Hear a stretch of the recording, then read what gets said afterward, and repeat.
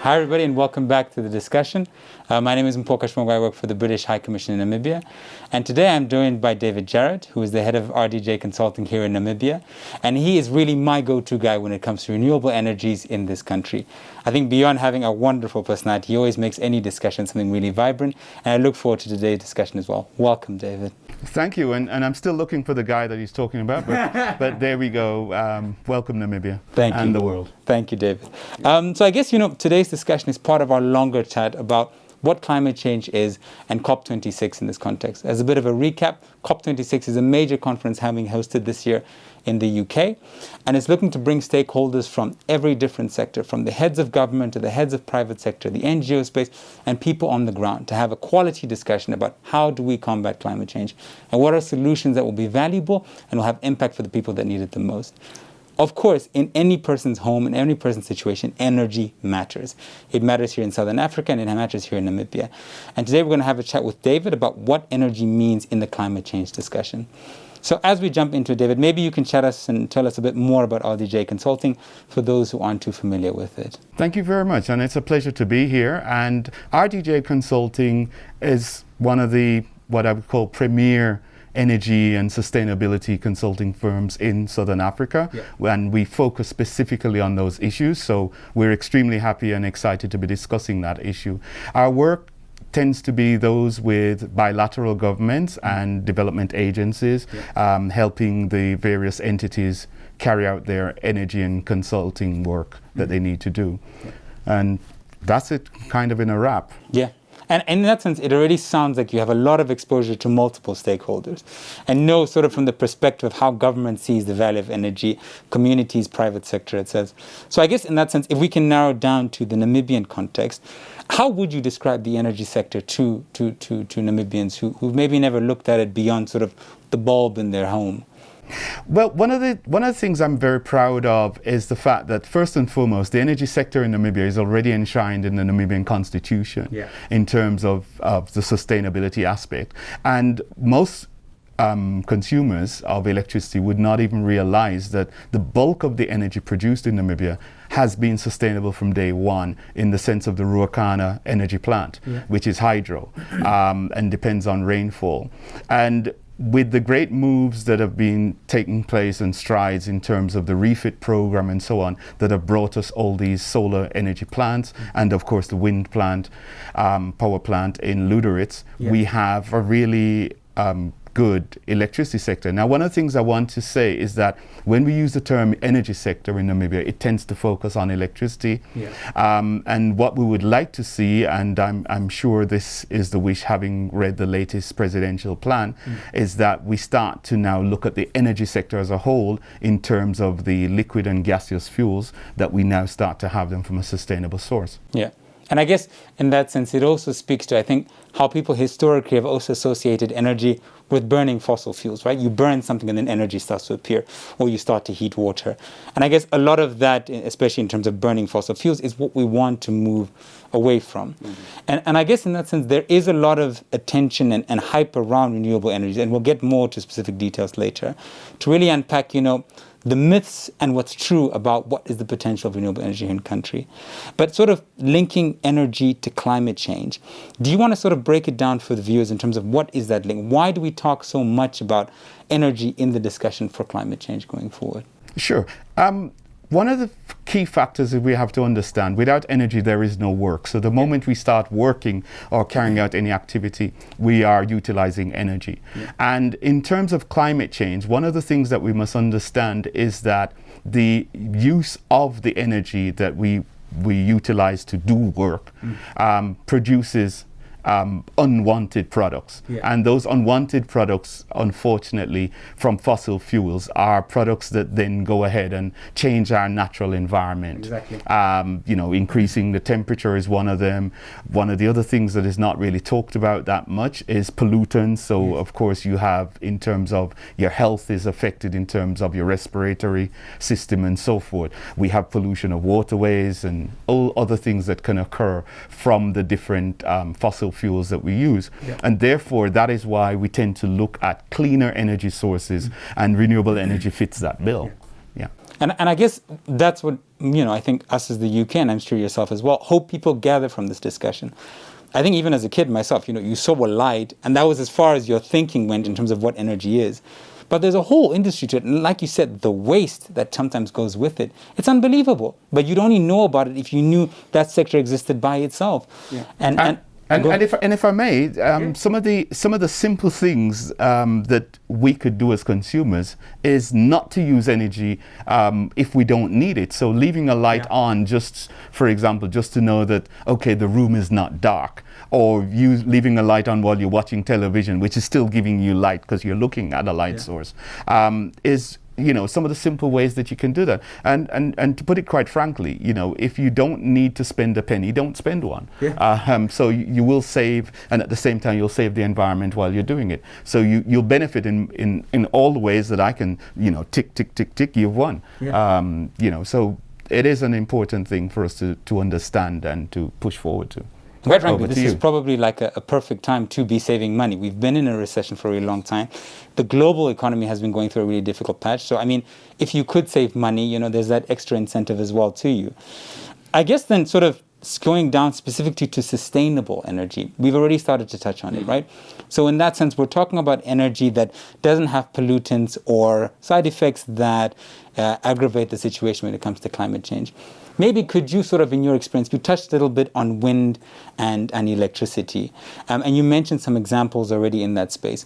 Could you maybe help someone think about, okay, if I had to evaluate what is a clean form of energy, how would you suggest very quickly, sort of roughly, what should they think about? Well, the first thing you'd want to think about when you're looking for something that's clean, I mean, take it, as a kid who wears a white shirt and goes out to play soccer. Yeah. As long as the ball doesn't touch me and I've not fallen on the ground, then you're talking about something clean. Now, the same thing happens in terms of your fuel use and that you use to provide your energy sources. And as long as you have the situation developed in a way that you can utilize this energy source and it has no long-term effects around you in the environment, then that's what you need to go for. Yeah. And to sum it up quite quickly, you need an energy source that when you finish using it, there's still some left for you to use again. And so clean energy sources tend to be along that line, whereas all the other, well, let's use the term non-clean energy sources or polluting sources tend to be ones that you have to keep looking for more each time. Yeah. And so we win again if we just switch. Yeah, 100%. And I guess that sort of, it can narrow us down to a discussion about clean energy sources here in country. And you've already hinted at it. I mean, we have a lot of sunshine in this country. You've mentioned, Jarret, that there's a lot of wind in that kind of space. And I've also heard sort of ideas about, yes, there's huge opportunities and there's huge potential for investment to come in when it comes to infrastructure, job creation, etc. I think sort of in terms of the sustainability element, we want to encourage our viewers to think broadly, right? Like, yes, there's a lot of hype for something, but we need to be critical to make sure that what we're doing has sustainable benefits sort of going forward. So maybe let's start in the solar space. Okay. So maybe let's start with, what do you see as the big opportunities in the solar space in Namibia? Well, first and foremost, because solar is available wherever you go, it's not something you need to take with you. It's something that chases after you. Yeah. Once the sun comes up, it's there. Then there is the opportunity to do practically most things with solar, because solar provides energy in the thermal space, so you can heat things with it. It provides, with the current technological advances that we have, we can produce electricity with it, so we can charge our phones, we can literally charge motor vehicles and then drive off with it. We can use that for storage in battery systems and other energy storage systems, so that we have electricity later on for lighting primarily. And we also now have the opportunity to use renewable energy, so it's not just solar, for the production of gases. And hydrogen is now the buzzword in terms of that. And we can use that as a transportable gas or a transportable energy store. So Namibia in itself and globally, we're now starting to see the opportunities for us to move forward in a sustainable manner, using the significant levels of sunshine that we have, using that wide resource that we have. We are also in the middle of transport networks, so we can support our neighbors effectively and build the relationships that are necessary for global growth. And do you sort of in your everyday, do you feel that momentum in like the people you engage with? As a consultancy, we're cheating because the moment we get the phone call or the interaction, it's one that will involve that discussion. Yeah. So we are happy to say that we are seeing it and we're seeing more of it. Okay. And from that point of view, I'm optimistic. No, that's good. And I think in that sense, I share your sense of optimism. Then in terms of balancing our optimism to make sure it's effective, what do you think then should people know in terms of the solar energy space, in terms of the myth that sometimes goes? Is because I think sort of historically, and I was chatting to my mom about it a while ago, they never had the thought about, when it comes to burning coal, anything like that there was a cost and there was a myth that went with it and there were consequences for that kind of energy. Mm-hmm. So how would you suggest people think about the solar energy space and make sure they think about it in a holistic way? What kind of myths or issues should people be aware of when it comes to solar energy, renewable energy in Namibia? But like anything that deals with technology, the people who are best to deal with that would be the ones who are trained and have the information available for you. So go to a trusted source. There's quite a few trusted sources around in any country, if you ask me, that will be able to provide you with guidance where that is concerned. And that would be my first statement to say. Yeah. I would also like to see that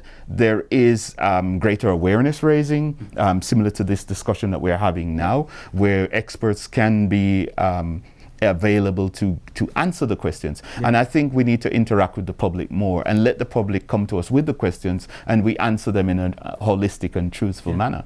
Yeah. And I think, it's not something that can be policy legislated or so on. Yeah. And I like sort of that point where you're talking about how communities need to understand and be engaged in the discussion. I remember sort of at some point, I think it was last year or so, I was looking at a lot of pictures about solar energy plants being put up in very remote areas. Mm-hmm. And then they sometimes get abandoned because sometimes the community themselves, they weren't engaged from the very forefront about what this is, the value that it has to them. And then, as you quite rightly explained, you need expertise to manage these kind of things. So I completely agree that you need that local on the ground understanding and that engagement with technical experts like yourselves. And I hope this video somewhat contributes to that discussion. I hope so too. Yeah. And then I guess sort of as we come to the end of our discussion, I honestly, David, I guess since I've met you, I've seen you somewhat of a kind of visionary. Every discussion we've had, you've always told me, in a sense, to be optimistic about the future and to the High Commission itself.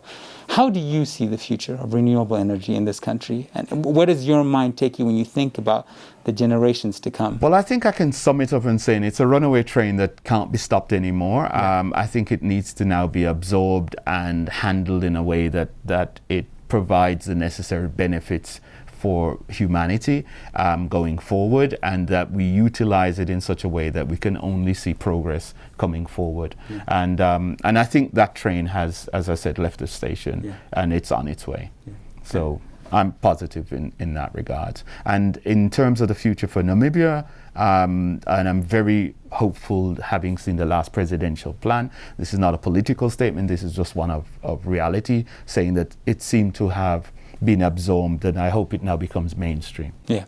And in that sense, David, I think we agree with you in that we think the government is really focusing on the importance of renewable energy. And I think both the UK and RDJ Consulting will be there to support them where necessary, 100%.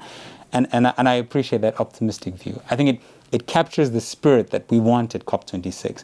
That yes, the costs for renewable energy are going down in most places in the world. The benefits do outweigh the costs, and it is something that we need to invest in for us right now, and quite frankly for the millions of generations that are here to come. Well, the key word with sustainability is that it's for the future. So sustainability for the future. Ladies and gentlemen, thank you very much for this discussion, and thank you very much, David, for being here with us and always being available to the High Commission. I think generally to the Namibian public. I think that you are running quite a few interviews right now, so we'll try and compete for space online. Yeah. If you want to find out more about what David is doing and his company, please go to rdjconsulting.co.za. And I know David always has an open door for everyone. I might have a bias to that, but I always appreciate that. Otherwise, if you want to find out more about COP26, please go to ukcop26.com and you can find out more information there about what COP26 is, what Reunite Climate climate change is and what you can do to be part of that discussion. Otherwise, ladies and gentlemen, thank you so much for joining us. Thank you again, David, for being here. It's a pleasure. Thank you, Tribe Fire Studios, and we'll see you on the next discussion. Take care.